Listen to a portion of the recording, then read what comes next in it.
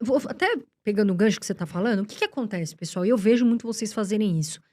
Pare de querer pegar ações que você não sabe o que faz, aquela empresa, de ficar arrojando no começo. A bolsa de valores é para todo mundo. Hoje, você com R$ 20, para quem tem pouca grana, tá começando, você compra uma ação R$ 10 e vai fazendo o acúmulo de patrimônio. Ou seja, vai lá por mês, poxa, eu vou colocar aqui R$ 100, né, R$ 150 e vá acumulando aí durante aí os seus meses. Por quê? Porque você vai ter um patrimônio lá na frente. Você vai ver, você vai desfrutar disso. Agora, Carol, vou colocar aqui R$ 1.000 um mês. Aí, de repente, você não reinveste os dividendos e não dá certo, tá, pessoal? Porque eu vejo muita gente falar, vou colocar R$ 1.000 aqui. Tudo bem, aí depois não continua aí. Pessoal, constância e disciplina para investir. Agora, Lu, essa questão de commodities, porque a China solta os resultados. Aí depois fala, mas a gente não vai mais, né, não quer mais importar o Brasil, no agro, o maior exportador aí da China. O que você acha, as commodities ainda estão valendo a pena? Difícil tentar prever, né? Mas acho que a gente veio de um ciclo de muita alta, assim, preços que a gente nunca tinha visto antes. Eu acho que a tendência é muito mais contrária agora, muito mais de queda.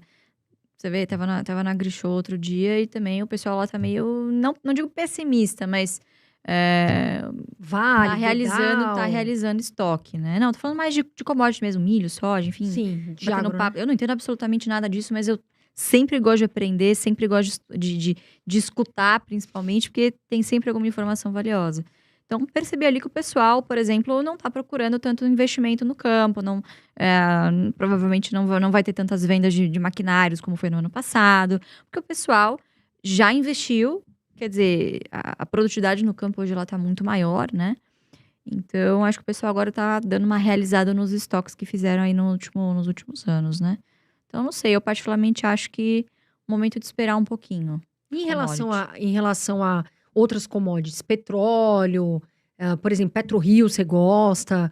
Não, Siderúrgicas, assim, você acha que... Porque muita não gente me acompanho. pergunta, vale, tá valendo a pena, ainda vale comprar? O que que você acha, Lu? Não acompanho, honestamente não acompanho, assim, Foge totalmente do perfil de vocês, né? apesar de serem setores excelentes para dividendos, né, a gente tem que pensar que empresas de commodity, elas são inerentemente cíclicas. Total. Então, é muito natural que depois de um ciclo como a gente teve, né, 20 até 22, que o caminho se reverta agora, né? E, obviamente, quando a gente está olhando para commodity, é muito importante que a empresa seja eficiente em custos.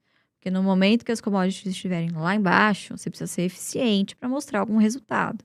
E são empresas que tendem a não distribuir dividendos nestes períodos, por longos, esse período pode durar anos, inclusive. Quem está começando, é muito mais fácil você analisar uma empresa de energia, por exemplo, do que você estudar uma Petrobras ou uma Vale, né? Apesar de que eu tenho Petrobras na carteira, eu comprei na pandemia, eu comprei início de 21, mas não acredito que os dividendos serão na magnitude que a gente viu em 2022, de maneira alguma, né? Tinha muito dividendo lá que era de não recorrente, ou seja, venda de ativos, né? Como a gente já sabe que muito provavelmente esse movimento de venda de ativos vai se desacelerar no governo atual, e a Petrobras é uma empresa midiática para o governo, quer dizer, quando você consegue mexer alguma coisa na Petrobras, você mexe ali no bolso do consumidor, ou seja, isso é eleitoreiro. Então, acho que ali a bagunça está um pouquinho maior. Uma das coisas que eu gostei de ver, por exemplo, nessa Assembleia da Petrobras, foi, eu acho que uma tentativa de acionistas minoritários de fazer uma mediação com o governo. Quer dizer, o governo está dado, essas são as diretrizes, o que a gente pode tentar fazer para agradar, chegarmos no meio termo, né? Então, acho que essa deliberação que foi feita com o dividendo, legal, vamos manter o dividendo que foi aprovado, mas ao invés de pagarmos tudo de uma vez, vamos reter para investimentos e pagar em 3 parcelas. Ok. Foi menos pior do que era esperado, né? Aliás, Acho que foi bom. falando nisso, Lu, você acha que o governo Lula tá menos pior do que o esperado? As pessoas às vezes me perguntam, eu falo, olha, eu esperava algo pior. Não tá bom, mas eu acho que Mas também não tá ruim. não está péssimo como eu achei que poderia ser.